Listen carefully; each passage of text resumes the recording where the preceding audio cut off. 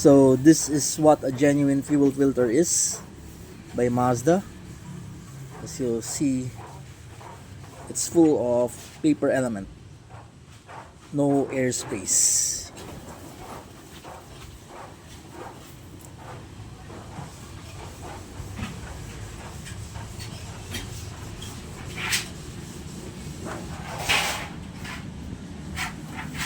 It's full of paper element. Only there at the center, but it's a rolled paper. COC. So the filtering quality is good from a genuine one. At naman po.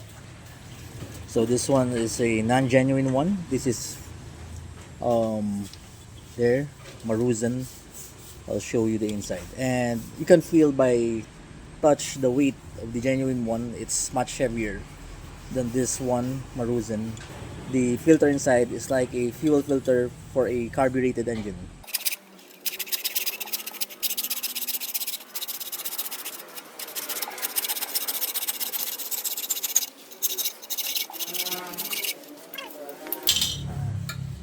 Now look at this non-genuine fuel filter.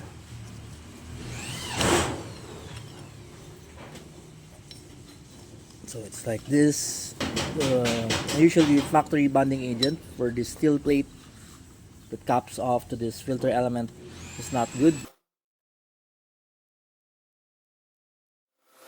So you can see here, it's a single roll element.